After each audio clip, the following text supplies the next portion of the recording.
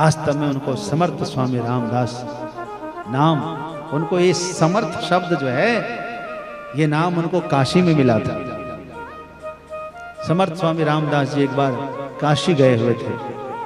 काशी के मणिकर्णिका घाट पर रामदास जी ने, स्वामी रामदास जी ने अपना डेरा डाल दिया।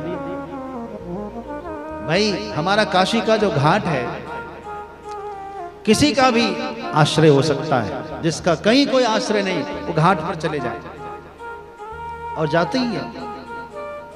हमारे पूज्य गुरुदेव भी जब पहली बार काशी आए तो 24 घंटे तक घाट पर ही रह गए। अब वहीं से निश्चय किया, अब लौट कर कहीं नहीं जाऊंगा, पटना भी नहीं जाऊंगा, यहीं पर मैं संतों की सेवा करूंगा।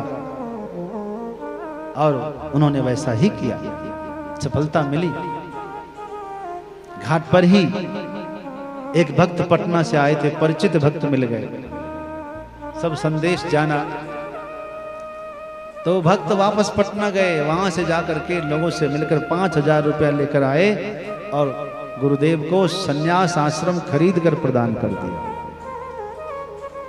और संतों की सेवा वहां से शुरू हुई।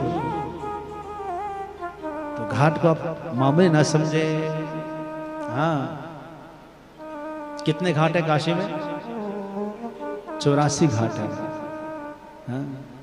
184 योनियों से छुटकारा पावे, एक बार गंगा जी में डुबकी लगाए, एक बार गंगा जी में डुबकी लगाएंगे, हो एक बार गंगा जी में डुबकी लगाएंगे। तो मैं बता रहा था, काशी में घाट पर समर्थ स्वामी राम, गाऊंगा तो प्रसंग छूट जाएगा। सुनाऊंगा, याद रखना। समर्थ स्वामी रामदास जी बैठे थे, एक सेवक साथ में था। तो सेवक से कहा कि जाओ काशी में भिक्षा करके आओ, भिक्षा लेकर आओ। जैसे अपना राम जी है, एकदम पूर्ण विश्वास के साथ त्रिपुंड धारण किए काशी में भिक्षा के लिए पधारे। एक महान ज्योतिषाचार्य,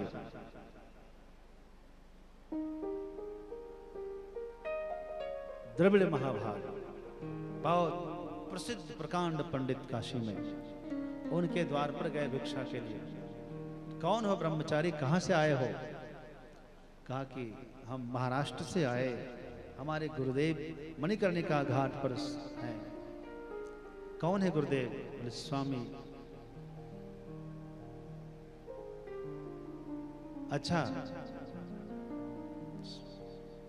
स्वामी रामदास। स्वामी तो इस समय कोई है नहीं। स्वामी किसे कहते तुम्हें पता है? स्वामी उसे कहते हैं जो किसी का पालन पोषण किया करता हो। तो वो किसके स्वामी है? जिसके आगे स्वामी लगता है। जैसे पत्नी अपने पति को स्वामी कहती है, सेवक अपने गुरुदेव को स्वामी कहते हैं।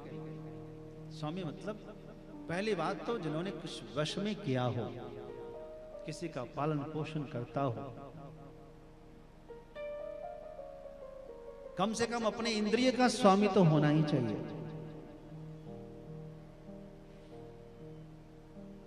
लेकिन मेरे गुरुदेव तो स्वामी हैं। तो पंडित जी ने कहा, एक बात बताओ ब्रह्मचारी, मैं ज्योतिषी हूं और मैं तुम्हें कह रहा हूं कि कल तुम्हारा अंतिम दिन है, कल तुम्हारी मृत्यु होने वाली है। यदि तुम्हारे गुरुदेव स्वामी हैं तो बचा देंगे तो मैं मान लूंगा। तुम आज भिक्षा लेकर जाओ, परसों मुलाकात होगी। ब्रह्मचारी आया और आ करके कहा, गुरुदेव ऐसी ऐसी बात है। उन्होंने कहा है कि कल हमारा अंतिम दिन है। कहा ठीक है, कोई बात नहीं, तुम तो भिक्षा बनाओ। जो लाया था उसका भिक्षा बनाया, भिक्षा प्रसाद गुरुदेव ने भी पाया, स्वामी रामदास जी ने भी पाया, सेवक ने भी पाया। मैं निवेदन कर रहा था समर्थ स्वामी रामदास जी के बारे में। पूज्य समर्थ स्वामी रामदास जी को जो समर्थ है यह नाम काशी में मिला हो, कैसे मिला? तो उस ब्रह्मचारी ने भिक्षा लाने के बाद गुरुदेव से कहा, गुरुदेव ऐसा ऐसा हुआ है। तो भी उस दिन भिक्षा बनी, ब्रह्मचारी ने जो है टिक्कर बनाया और गुरुदेव को खिलाया, खुद भी खाए और निवास किया। अगले दिन सुबह से फिर गुरुदेव ने कहा कि भिक्षा बनाओ, भिक्षा बनाए। लेकिन आज ब्रह्मचारी का भिक्षा बनाने में मन नहीं लग रहा था। जैसे तैसे भिक्षा बनाया, गुरुदेव को पवाया और खूब भी प्रसाद पाए। और रात्रि के समय में दिन भर तो गुजर गया, साथ में रखा, उसको एकदम पास में बिठा कर रखा। रात्रि में गुरुदेव ने कहा, देखो तुम, मैं सो रहा हूं लेकिन तुम मेरी चरण की सेवा करो। कुछ भी हो जाए, कोई भी आए, चरण सेवा छोड़ना नहीं बस।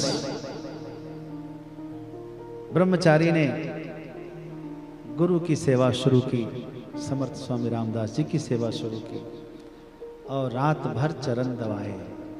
यमदूत आए, धर्मराज स्वयं पधारे, लेकिन हिम्मत नहीं हुई, एकदम बाहर खड़े रहे।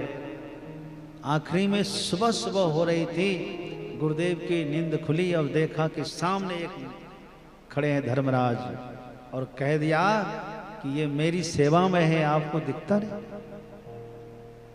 आप चले जाएं, जब मैं चाहूंगा तभी ये जाएंगे। और धर्मराज ने नमस्कार करके अपना वापस पैर पीछे कर लिया। उस ब्रह्मचारी को आशीर्वाद देकर गए धर्मराज। धन्य है गुरुदेव। और अब सुबह हो गई, नहा धो करके गुरुदेव की पूजा कर लिए और गुरुदेव ने कहा, ब्रह्मचारी बधाई हो, अब तुम्हारा संकट टल गया, अब तुम जाओ उस पंडित जी से मिलो। अगले दिन ब्रह्मचारी भिक्षा पात्र लेकर उन्हीं ज्योतिषाचार्य के पास पहुंच गए।